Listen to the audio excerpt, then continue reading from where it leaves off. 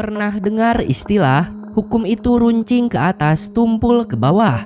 Di Konoha, sepertinya peribahasa ini sudah jadi meme nasional yang bikin kita geleng-geleng kepala. Bayangkan saja kalau ada pejabat yang ketahuan korupsi miliaran, hukumannya seringan kapas tertiup angin sepoi-sepoi. Mungkin cuma ditemani senyum tipis di penjara mewah. Tapi kalau rakyat jelata cuma ambil singkong tetangga karena kelaparan, buset, hukumannya bisa lebih berat dari dosa-dosa Fir'aun. Sebuah kisah pembunuhan berantai yang dialami para pejabat tinggi, di mana seorang petugas polisi merekrut tim narapidana untuk mengungkap kasus yang ikut menewaskan putrinya dan mengungkap dalang dibalik pembunuhan berantai ini.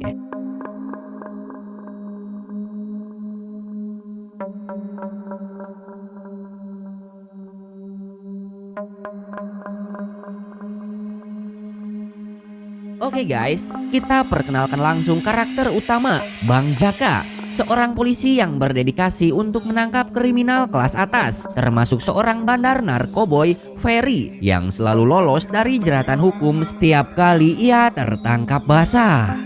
Jadi begini ceritanya guys, malam itu si Ferry sedang memeriksa pengiriman paket narkoboy yang baru saja tiba. Ternyata beberapa bungkus menghilang. Si kurir yang dianggap pelakunya sampai dibugili hingga tersisa popok dengan kantong menyan yang begitu mencolok yang memang digunakan untuk menyembunyikan 2 kantong narkoboy.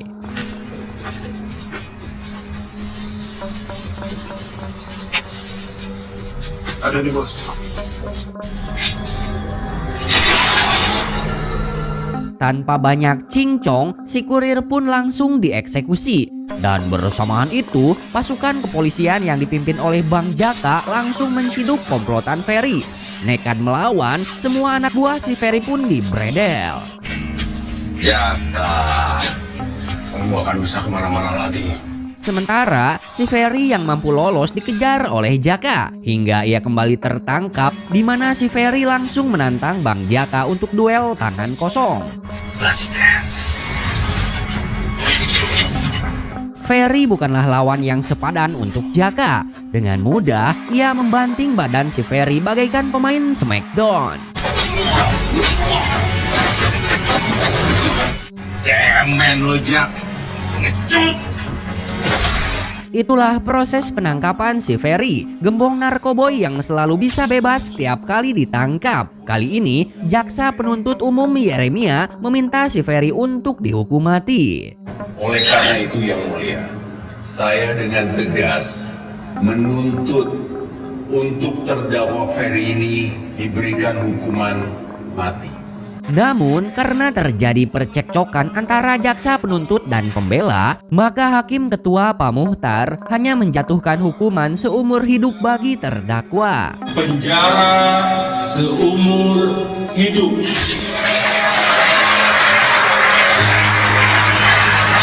Tapi mendinglah daripada yang korupsi 271 triliun hanya dihukum 6,5 tahun. Hihi.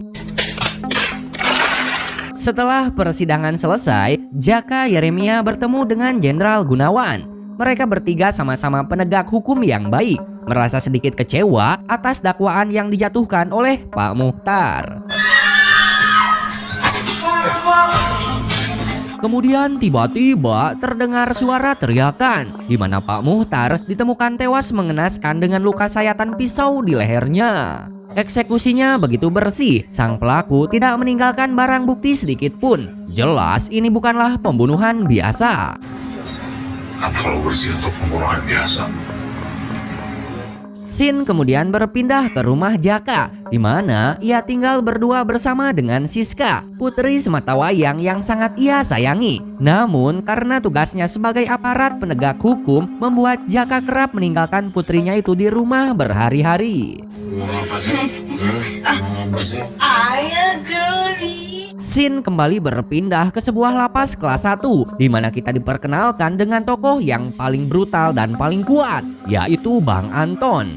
Tak ada satupun tahanan termasuk sipir yang berani melawannya, kecuali si bocah tengil yang selalu bikin gara-gara, yaitu Haidar. Nggak takut sama gua kan? bangsa. Mereka berdua selalu bikin keributan, menjadi bahan taruhan untuk napi lainnya. Walaupun Haidar memiliki kemampuan dalam bertarung, namun belum ada apa-apanya jika dibandingkan dengan Bang Anton. Keduanya akhirnya bisa dilerai, tapi ternyata si Haidar licik ini hanya mengincar rokok dari saku Bang Anton daripada meraih kemenangan. Tengil.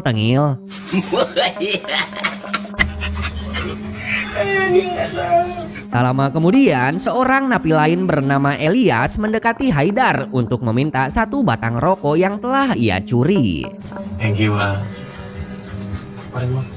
Keesokan paginya, Jaka dipanggil oleh Pak Gunawan untuk diperkenalkan kepada seorang polwan junior, yaitu Acha Septriasa. Kok mirip ya?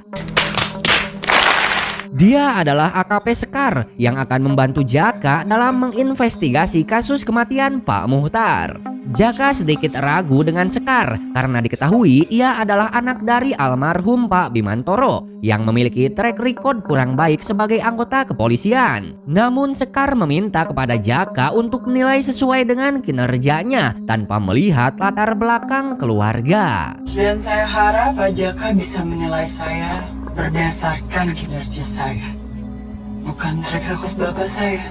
Setelah dilakukan olah TKP, Sekar menemukan sebuah benda dari bawah meja Pak Muhtar, yaitu sebuah ballpoint yang berisi narkoboy. Bisa jadi narkoboy itu ada kaitannya dengan kasus kematian Pak Muhtar yang masih menjadi misteri. Dia maka Pak, tapi jangan-jangan ini ada kaitannya Pak. Ketika Jaka hendak menaiki mobil, seorang lelaki misterius menghampirinya. Merasa terancam, Jaka langsung berlari untuk menjebak orang tersebut di toilet parkiran.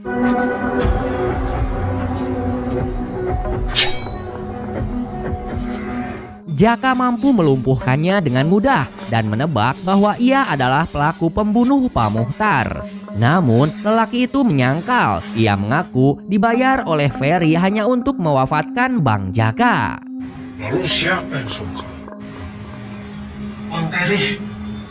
Akibat kejadian itu, Jaka langsung mengundang Ferry ke ruang interogasi. Dan si Ferry juga mengaku tidak ada hubungannya dengan kasus pembunuhan Pak Muhtar. Malahan, ia tidak ingin langganannya itu meninggoy. Langganan apa? Narkoboy lah yang ditemukan Sekar saat melakukan olah TKP. Dari mana coba kalau bukan dari si Ferry? Pikir dia beli itu dari siapa? Gue emang pengen lo mati. Tapi gue gak ada hubungannya pembunuhan Mokhtar aja. Ganggu tidur siang gue aja lu. Anjing. Pak. Jadi kesimpulannya guys, Narkoboy dan Ferry tidak ada hubungannya dengan kasus Pak Muhtar. Dan setelah melakukan interogasi itu, terjadi sebuah tragedi yang menimpa hidup Jaka ketika putri sematawayangnya tewas secara tragis.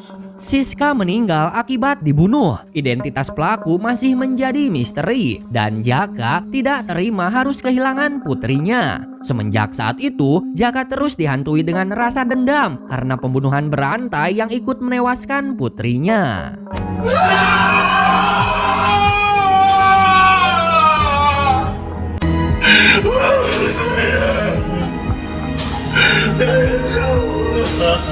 Ferry kembali dipanggil Jaka ke ruang interogasi. Di sana, Ferry sama sekali tidak mengaku sebagai pelakunya. Walaupun sebagai penjahat, ia mengaku memiliki moral jika musuhnya Jaka yang ia incar adalah Jaka bukan keluarganya. Pernyataan Ferry memancing emosi Jaka yang kondisinya sedang labil sampai membuatnya diskors oleh Pak Gunawan.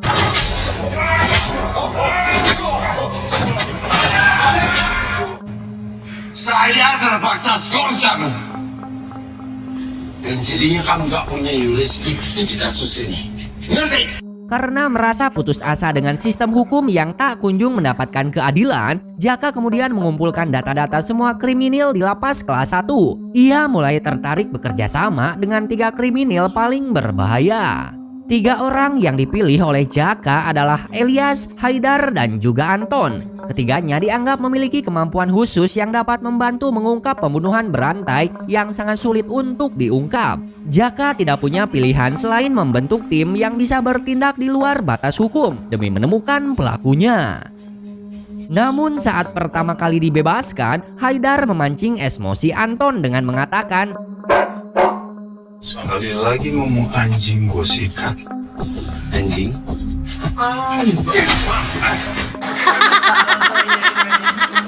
kericuhan yang terjadi menyebabkan ring tinju kembali digelar, yang kemudian dimanfaatkan oleh mereka berdua untuk melarikan diri sampai nyasar ke dalam pasar tradisional.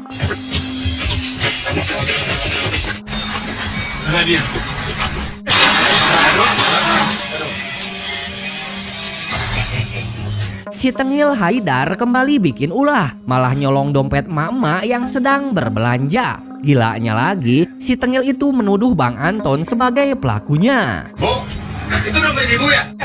Anjing. Kejadian itu kembali menimbulkan adu jotos, membuat Jaka dengan mudah menangkap mereka kembali. Sebaliknya, Elias tidak ingin kabur seperti yang lain karena ia menemukan seorang bidadari yang membuat hatinya jedak-jeduk. Wow. Kenapa? Saya nggak janji ke kemana-mana kok. Dosannya nih. Mereka bertiga kemudian dibawa ke base camp rahasia sebagai markas yang digunakan untuk menyusun strategi. Jaka kemudian menjelaskan kenapa mereka yang dipilih sebagai tim. Yuk kita jelaskan alasannya guys. Yang pertama ada Elias, seorang kriminal yang ahli dalam teknologi dan hacking, memiliki kecerdasan dalam kemampuan IT yang luar biasa. Yang kedua ada Haidar, mantan perampok dengan kemampuan menyamar dan menipu yang hebat. Yang ketiga yaitu Anton, petarung jalanan yang mengetahui seluk-beluk kartel, sangat brutal dan tidak takut menghadapi bahaya apapun. Selama misi rahasia ini berjalan, mereka wajib menggunakan gelang GPS yang dipasang di kaki. Tidak bisa dilepas sembarangan kecuali Sekar atau Jaka yang melepasnya. Biar nggak kabur coy. Selama investigasi ini berjalan, kalian wajib menggunakan GPS itu. Cuma saya dan Pak Jaka yang boleh melepas. Tidak ada pilihan lain ataupun negosiasi. Imbalannya, Jaka menjanjikan pembebasan tahanan secara bersyarat. Kalian kira kalian punya ya? Gak ada negosiasi ya? Lah, kok bocah dapat laptop? Saat itu juga, Elias langsung menunjukkan kebolehannya kepada Sekar. Ia bisa melacak semua detail pengunjung pengadilan saat Pak Muhtar dieksekusi. Ia kemudian membuat semacam virus undian yang dikirim lewat email. Jika diklik, maka otomatis data-data pengunjung bisa ia dapatkan. Kita tinggal nunggu mereka masuk perangkap gua, Bang. Saya harap ini semua berjalan sesuai rencana Bapak. Saya pamit. Ketika Sekar tidak ada di markas, si Elias mulai stalking IG yang diketahui oleh Haidar. Elias langsung salting karena memang ia naksir banget tuh sama Neng Sekar. Bisa jual mahal. Ya udah kalau lu nggak mau buat gua. Kok gitu? Tak lama kemudian, Elias mendapatkan foto beberapa pengunjung. Ia langsung melaporkannya kepada Bang Jaka tentang seorang lelaki yang mencurigakan. Dan setelah diamati, lelaki itu memiliki tato di leher yang diyakini sebagai pelakunya. Namun, mereka semua masih bingung untuk melacak sang pelaku karena masih minimnya petunjuk yang didapatkan. Di lain sisi, Sekar sedang menemui Jenderal Gunawan untuk memberitahu bahwa ia masih ragu dengan 3 kriminal yang direkrut oleh Jaka. Saat itu, Pak Gunawan berpesan kepada Sekar untuk menjaga dan mengawasi tindakan Jaka. Ia bisa saja bertindak gegabah, namun ia masih bisa diarahkan. Siapa? Saya pamit. Ya. Setelah Sekar pergi, Pak Gunawan mendapatkan panggilan telepon dari Jenderal Nurdin untuk mendiskusikan mengenai jaringan narkoba yang tertangkap baru-baru ini. Ada hal penting yang perlu kita diskusikan mengenai jaringan narkoba yang tertangkap baru-baru ini. Scene kemudian berpindah di mana Haidar mendapatkan sebuah petunjuk dari surat kabar yang dibawa oleh Sekar, yaitu pergi ke pondok makan Barokah di mana Pak Muhtar membantu membebaskan tanah sengketa pondok tersebut. Gua tahu kita harus kemana.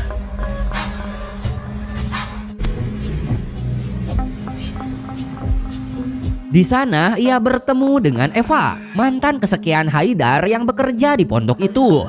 Playboy cuy. Saya mau ke toko bentar ya. Mau beli pembalut. Haidar langsung to the point menanyakan tentang Hakim Muhtar yang minggu lalu datang ke pondok ini. Eva kemudian mengatakan kalau Pak Muhtar menemui bapak-bapak tinggi berkulit coklat dengan nama Pak Nurdin. Bos kenal Pak Muhtar udah lama. Dia ketemu sama bapak-bapak tinggi, kulitnya coklat, Namanya? Pak Nurdin. Nurdin. Setelah mendapatkan informasi itu, tiba-tiba si bos sang pemilik pondok menyerang si Haidar. Beritanya sih, sebelumnya si Haidar ini pernah berbuat onar di pondoknya. Duh, pantesan dari tadi sembunyi-sembunyi. Ketika teman-teman yang lain datang untuk membantu, tiba-tiba... Anjing. Hampir aja.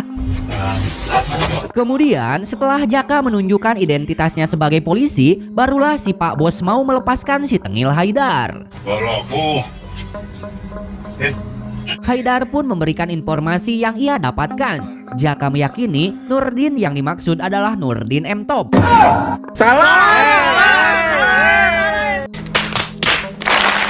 Nurdin yang dimaksud adalah Jenderal Nurdin. Namun apa hubungannya dengan kasus ini? Malah membuat semakin rumit. Kita harus cari tahu apa hubungannya Jenderal Nurdin dan juga Hakim Muhtar. Di lain sisi, Pak Gunawan menemui Pak Nurdin, di mana mereka membahas tentang jaringan narkoboy kelas teri yang sudah tertangkap.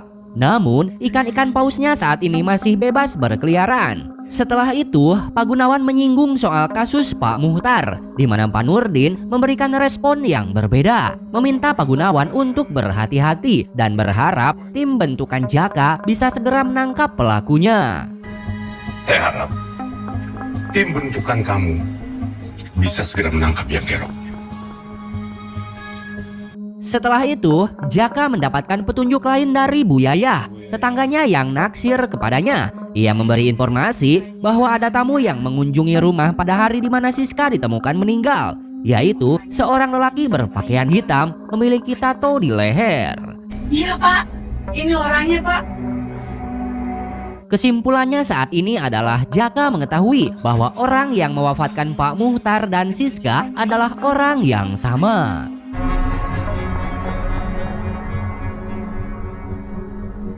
Setelah ditilik-tilik, Anton mengatakan bahwa ia mengenali bekas luka gorok di leher Pak Muhtar. Setelah mengamati fotonya, Anton kemudian mengajak tim untuk menemui Boris yang berada di tempat biliar.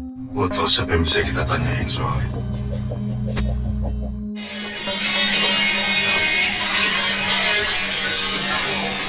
Mana si Boris? Terus siapa nyari Boris? Setelah sampai di sana, Anton CS mendapatkan sambutan yang tidak mengenakan, di mana Bang Anton memberikan pelajaran langsung kepada mereka. Belum tahu itu siapa Bang Anton. Apa yang ribut-ribut? Abang? Boris kaget melihat Anton yang sudah keluar dari tahanan dan memperkenalkan Anton kepada anak buahnya yang kurang ajar. Lo tau nggak ini kerjaan siapa? Tanpa basa-basi, Jaka dan Anton bertanya tentang bekas luka di leher Pak Muhtar, di mana si Boris memberikan informasi bahwa luka itu seperti perbuatan si Chandra, seorang bos kartel di wilayah ini yang selalu bermain bersih. Ini kayak kerjaan si Chandra. Mainnya bersih. Mereka beberapa kali pakai cara kayak gini. Kartel wilayah daerah sini. Oke, tugas selanjutnya adalah mencari tahu informasi tentang Chandra. Penjahat yang kita incar kemungkinan besar dia lebih tangguh daripada yang kita kira. Scene kemudian berpindah ke panti pijat VIP langganan Pak Nurdin, di mana Pak Nurdin dieksekusi dengan cara yang sama yang dialami oleh Pak Muhtar sebelumnya. Sepertinya Pak Nurdin tahu banyak tentang kasus tewasnya Pak Muhtar, sehingga ia dieksekusi untuk menghilangkan jejak. Makin pelik nih kasusnya coy.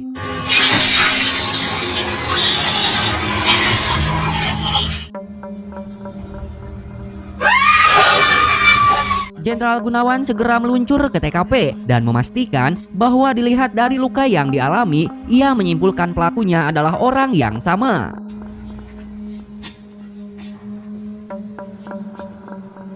Kemudian setelah mendapatkan panggilan telepon dari seorang gubernur, ia terlihat menutupi TKP Nurdin dan meminta kepada Bang Jaka jangan dulu mendatangi TKP sebelum ada instruksi.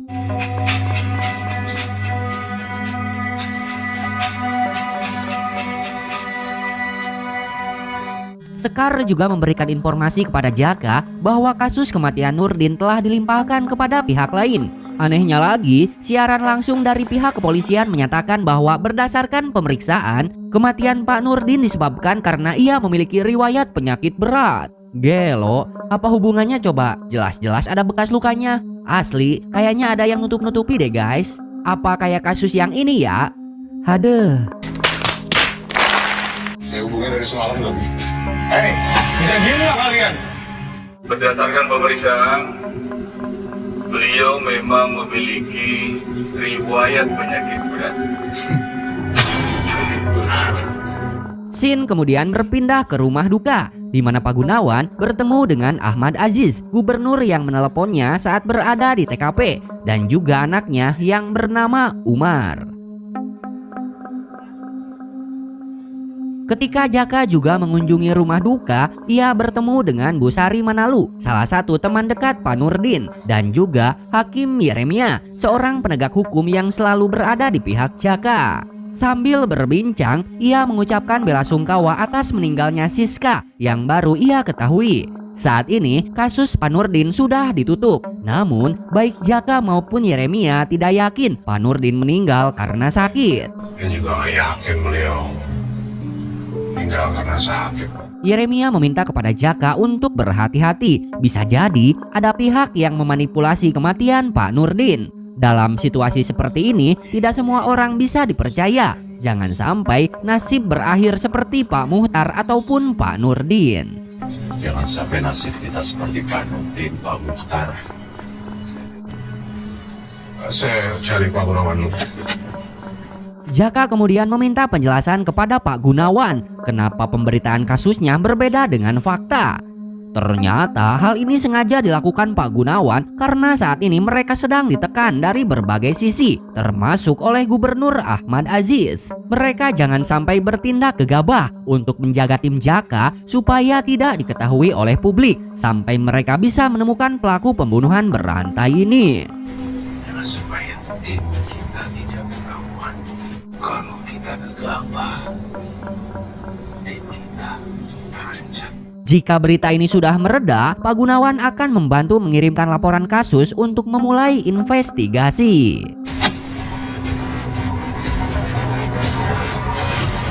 Di malam harinya, Haidar kembali memanas-manasi Elias untuk mendekati Neng Sekar. Cie, di mana Sekar menegur kedua lelaki itu untuk bekerja. Gak usah cengar-cengir terus. Kerja. Roll terus. Namun ternyata Elias sudah mendapatkan sebuah informasi yang menyatakan Hakim Nurdin adalah seorang pahlawan. Wow. Pahlawan lendir. Selain itu, Elias juga sudah mendapatkan informasi tentang terapis panti pijat VIP langganan Pak Nurdin yang bernama Mira setelah ngehack database-nya. Bersamaan dengan itu, Sekar mendapatkan informasi dari hasil otopsi mayat Pak Nurdin bahwa di tubuhnya ditemukan kandungan nafza. Gila, dua pejabat yang ditemukan meninggoy sebelumnya menggunakan narkoboy guys. Pejabat itu loh, adeh. Jaka berniat untuk mendatangi TKP walaupun sebelumnya sudah dilarang oleh Pak Gunawan, di mana pendapat Sekar lebih berpihak kepada Pak Gunawan yang meminta untuk tidak bertindak gegabah. Maka terjadilah cekcok di antara dua pejabat kepolisian itu, di mana Jaka sudah tidak bisa dinasehati karena ia tidak ingin pembunuh anaknya berkeliaran lebih lama lagi. Saya cuma nggak bisa ngeliat pembunuh anak saya berkeliaran di luar sana lebih lama lagi.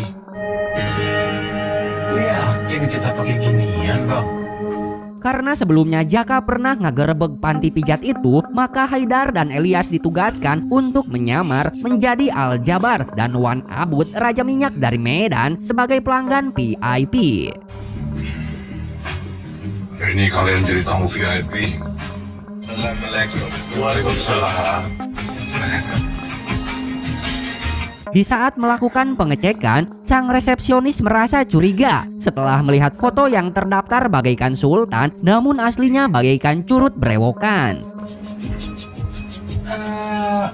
Muka bapak kok beda ya, Pak? Elias pun segera satsit-set meretas data resepsionis untuk mengganti foto pelanggan menjadi foto Haidar, di mana Haidar dengan jiwa playboy-nya mampu mengalihkan perhatian sang resepsionis supaya tidak melihat ke arah komputer. Sebentar ya, Pak.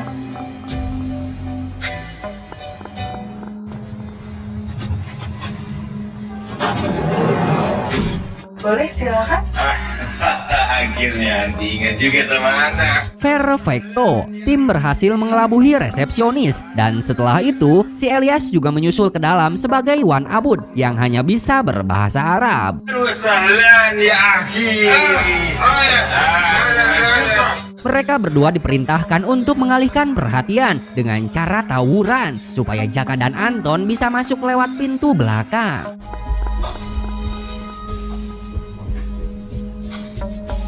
Jaka dan Anton berhasil menemukan TKP, sebuah ruang VIP yang kini sudah beroperasi kembali. Di sana, mereka juga bertemu dengan Mira, terapis langganan Pak Nurdin yang masih bekerja di ruang itu.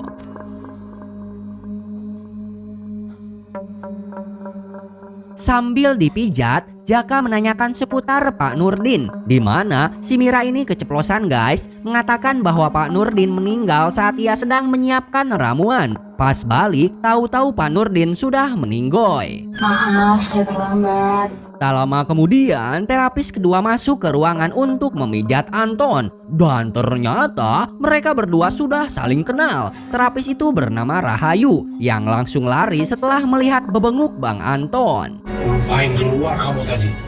Hah? Ini gue ditarik sama dia. Kejadian itu menimbulkan kericuhan, membuat tim yang sudah menyamar sebaik mungkin menjadi ketahuan.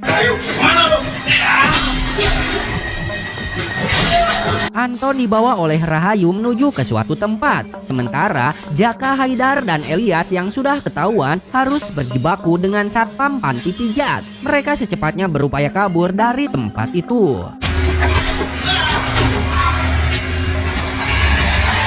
Bang Anton dibawa ke rumah Rahayu yang kondisinya sangat memprihatinkan, di mana ia memiliki seorang anak yang mengidap penyakit leukemia yang harus dipasang alat khusus untuk bertahan hidup, sehingga Rahayu membutuhkan uang yang banyak. Itulah alasannya guys, kenapa Rahayu sampai mau bekerja di panti pijat plus plus.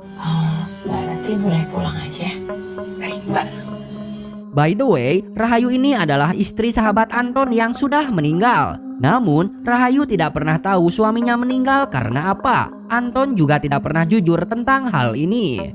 Sebelum masuk penjara, Anton menyaksikan mendiang suaminya pernah menitipkan uang warisan kepada si Ipang. Akan tetapi, Rahayu mengaku bahwa si Ipang sama sekali tidak pernah memberikan uang sepeser pun. Uang warisan?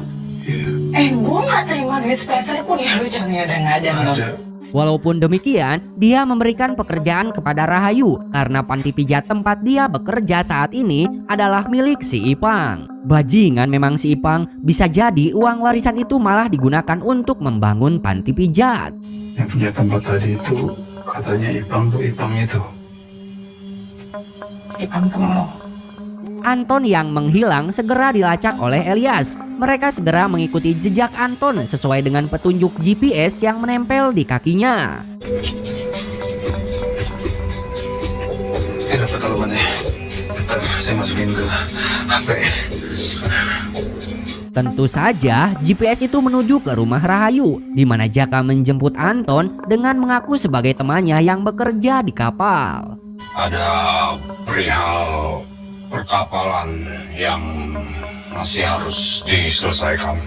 Sebelum pergi, Anton meminta nomor ponsel si Ipang, termasuk nomor Rahayu, untuk menghubunginya jika sewaktu-waktu dibutuhkan. Ia berjanji akan membereskan masalahnya.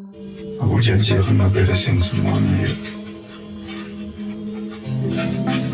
Termasuk soal warisan. Berbekal informasi dari Rahayu, Anton tahu mereka harus kemana. Ya, mereka akan menemui si Ipang, yaitu orang kartel yang biasa mengurus pencucian uang.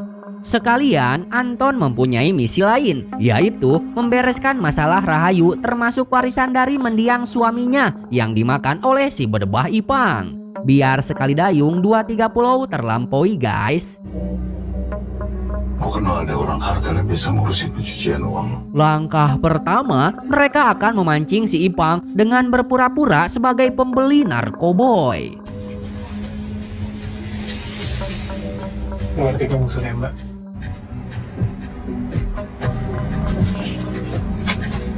Inilah guys bebenguk si ganteng Ipang. Saat itu juga Haidar meneleponnya berpura-pura untuk membeli narkoboy. Di mana si Ipang nggak langsung percaya begitu aja. Namun tim Jaka lebih pintar dong. Haidar mengaku sebagai temannya Boris, sekaligus mengirim foto mereka berdua yang sedang selfie. Ipang pun langsung percaya dan mengajak ketemuan sesuai dengan lokasi yang telah ia tentukan. Ipang! Bang Anton, bukannya lo masih di penjara, Bang? Dan pada akhirnya si Ipang bertemu dengan Bang Anton yang sangat murka kepadanya.